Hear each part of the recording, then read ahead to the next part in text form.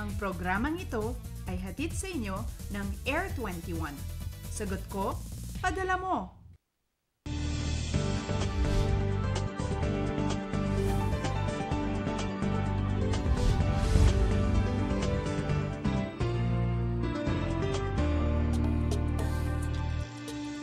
Magandang umaga Pilipinas, araw na naman ng pahinga para sa ilan. At ang iba naman maaaring may trabaho pa. Ano man ang inyong gagawin ngayon, simulan mo yan sa paraang hindi ka lang mag-e-enjoy, matututo ka pa. Kaya naman live mula sa Pag-asa Weather and Flood Forecasting Center, ito ang Panahon TV na araw-araw mula Lunes hanggang Linggo unang maghahatid ng pinakabagong ulat panahon.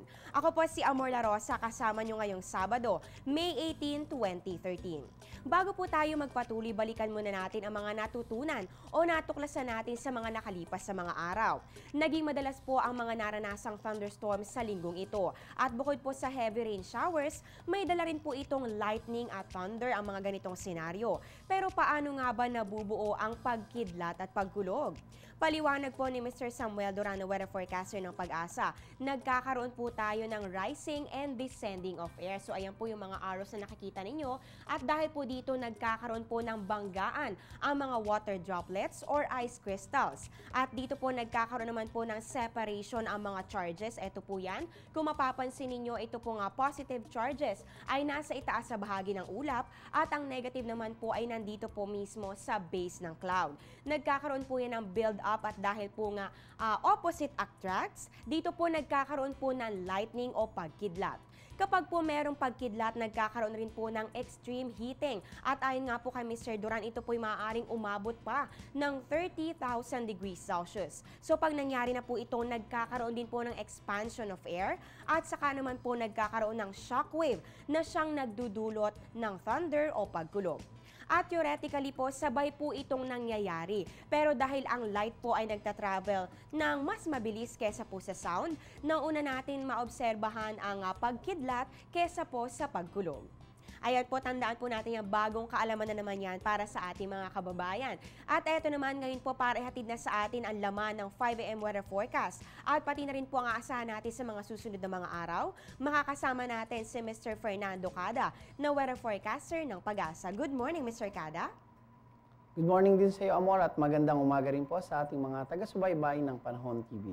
Mr. Cada, tuwing Friday po ay naglalabas ang Pag-asa ng weekly weather outlook para bigyan ng ideya ang ating mga kababayan sa asahan nating lagay ng panahon sa mga susunod na araw. So pwede ba nating ibahagi sa ating mga kababayan ang nilalaman ng inyong 5 AM weather forecast for today at syempre po yung first 3 days na sakop nitong weekly weather outlook na inilabas ninyo kahapon? Yes, para sa araw na ito ay umiiral pa rin yung tinatawag nating tailed end of a cold front na kung saan ito po ay nakaka-apekto dito sa may bahagi ng Cagayan Valley at may mga asahan rin tayong mga pag-ulan na light to moderate dito sa may bahagi ng Aurora at probinsya ng Quezon. Samantala, patuloy na umiiral itong tinatawag nating intertropical convergence zone at yung mga magbibigay ng pag-ulan sa bahagi ng Caraga at ng Davao Region. Ang natitirang bahagi ng ating bansa kasama ang Metro Manila ay patuloy na makaka-experience ng mga isolated rain showers and thunderstorms.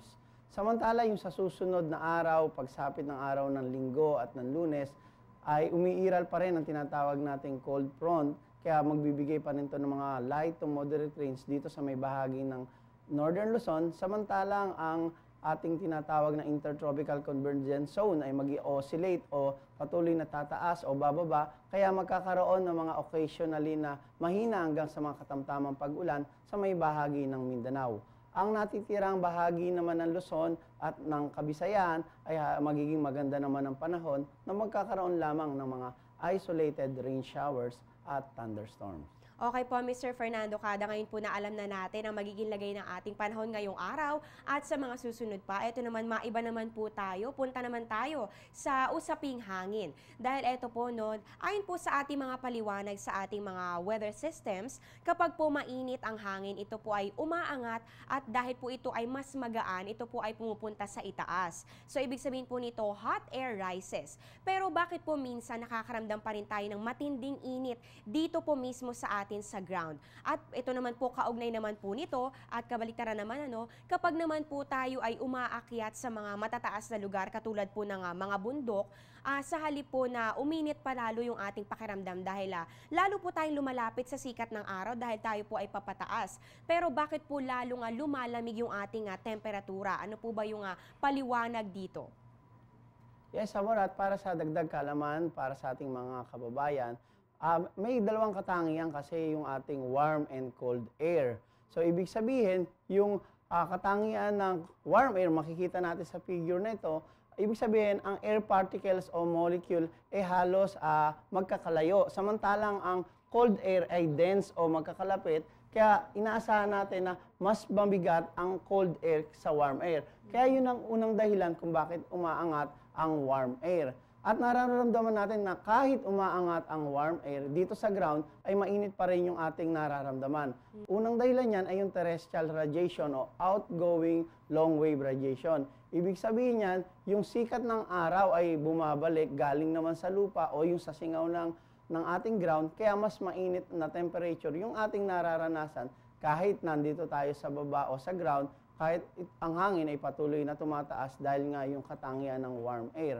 At pagsapit naman ito sa mataas na bahagi, katulad sa bundok o yung tinatawag nating matataas na lugar o higher altitude, nakakaranas tayo ng imbis na mainit, malamig na hangin. Ang unang dahilan nito ay yung temperature, dahil mas malamig ang hangin dun sa mataas na lugar. At ang tawag natin dito ay lapse rate.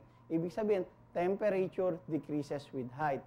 Kahit tumataas ang warm air, pero pagsapit natin sa mataas na lugar, sa bundok, higher altitude, makakaranas tayo ng mas malamig na temperature o temperatura, tinatawag nating temperature lapse rate o temperature decreases with height. Okay po, ayan, napakagandang impormasyon po ang ibinahagi sa atin ni Mr. Kada. At para po sa mga kababayan natin na curious tungkol dito sa lagay ng ating panahon sa mga ganitong eksplanasyon, ayan po, sana po ay naliwanagan tayong lahat.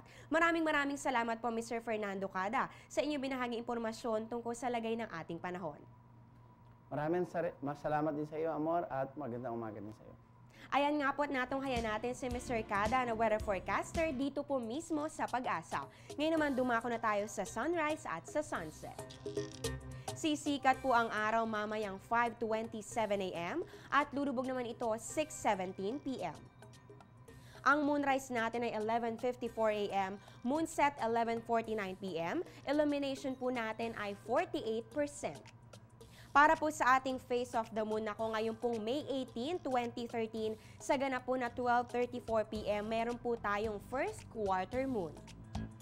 Para naman po sa ating high tide along Manila Bay, yan po ay courtesy of Namria. Yan po ay 2:58 p.m., 0.86 meters. At ang low tide naman po natin ay 10:32 p.m., yan po ay 0.02 meters. Magbabalik po ang Panahon TV pagkatapos ng ilang mga paalala.